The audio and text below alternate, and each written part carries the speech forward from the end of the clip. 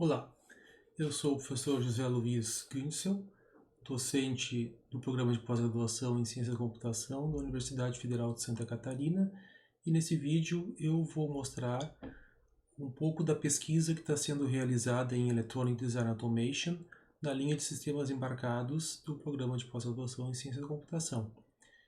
Esse trabalho é realizado juntamente com a minha colega Cristina Meinhardt, e utilizamos as dependências do Laboratório de Computação Embarcada do INE-ECL. Bom, o projeto de circuitos integrados muito complexos exige o uso intensivo de ferramentas computacionais, conhecidas como Electronic Design Automation Tools. Por exemplo, chips como este da Tegra 2 da NVIDIA, que tem 7 bilhões de transistores, não tem como projetar se não tiver o auxílio de ferramentas computacionais adequadas. O fluxo de projetos de circuitos integrados de alta complexidade com ferramentas EDA segue uma sequência de passos, começando pela especificação do comportamento do sistema no nível algorítmico, usando linguagens que se aproximam muito daquelas de programação, como System-C e System-Verilog. Com essas linguagens é possível, inclusive, fazer a simulação do sistema completo no altíssimo nível. O próximo passo é fazer o particionamento do sistema entre hardware e software, de maneira a definir o que será implementado como software para rodar em processadores de propósito geral e quais blocos deverão ser implementados como hardware. Após isso é feita a síntese no nível de microarquitetura ou nível RT, e depois é feita a síntese lógica e finalmente a síntese física, o physical design, que serve basicamente para gerar a descrição das máscaras que serão utilizadas na fabricação do chip. Esse processo usa um conjunto de recursos básicos chamados bibliotecas de células, que são basicamente layouts dos transistores que compõem as portas lógicas e os flip-flops. Após essa etapa de síntese física, o circuito pode ser mandado para a fabricação.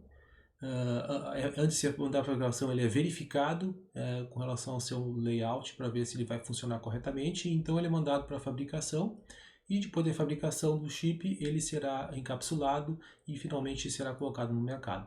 Bom, a nossa pesquisa na linha de sistemas embarcados, basicamente, está concentrada na etapa de Physical Design.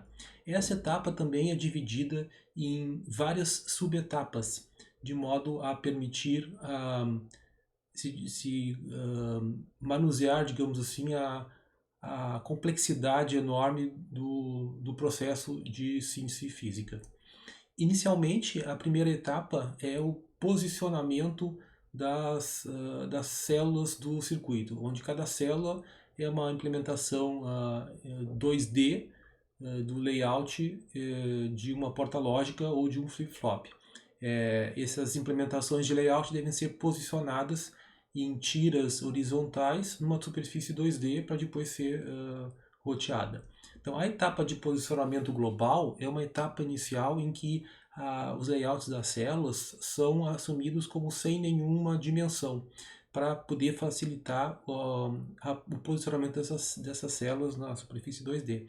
Aqui nesse exemplo animado, a gente vê um circuito que já tem vários blocos grandes pré-posicionados, e as regiões livres devem ser utilizadas para se posicionar as células de um determinado bloco a ser sintetizado. Para esse tipo de processamento de posicionamento, existem vários tipos de algoritmos, como algoritmos baseados em particionamento, algoritmos analíticos e métodos estocásticos. Após o posicionamento global, é feito um posicionamento detalhado, em que a dimensão 2D dos layouts das portas, ou seja, das células, é levada em consideração de forma detalhada, de modo que as células devem ser alinhadas numa determinada grade, para que elas estejam em posições que são admissíveis, digamos assim.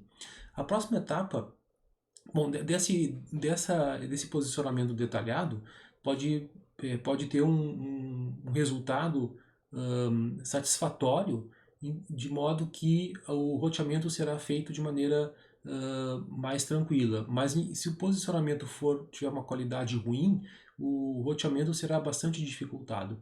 Então pode ser necessário otimizar ainda essa etapa de posicionamento detalhado, voltando atrás até no posicionamento global quando necessário.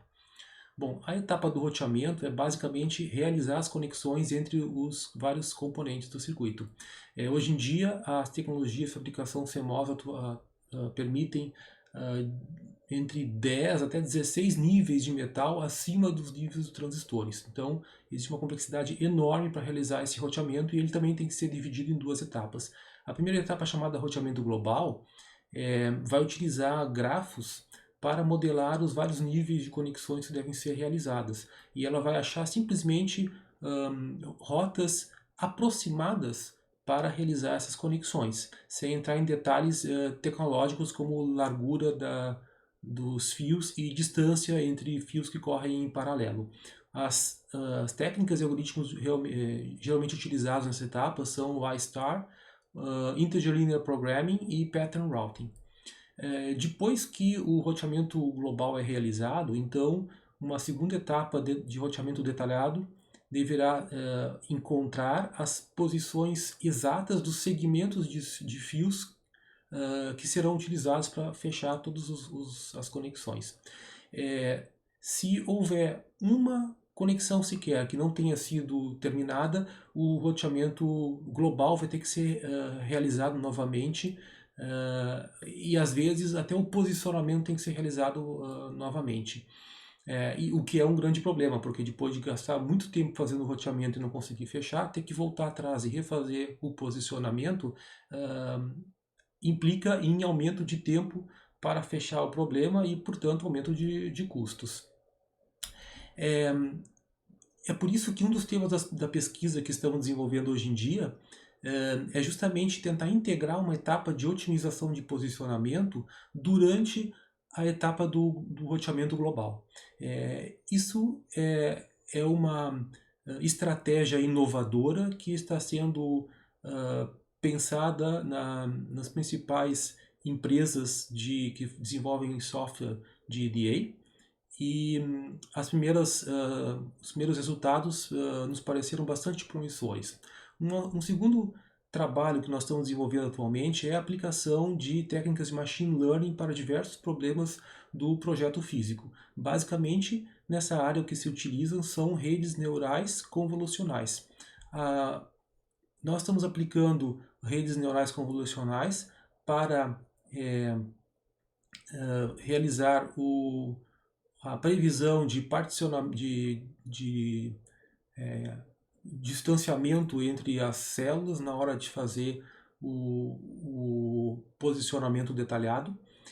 Nós também estamos utilizando para machine learning para selecionar entre 2 ou 3 algoritmos previamente disponíveis para realizar um tipo de etapa da ciência física, e também estamos utilizando para prever as características de timing de um circuito sem necessariamente rodar ferramentas de análise de timing que também são bastante custosas.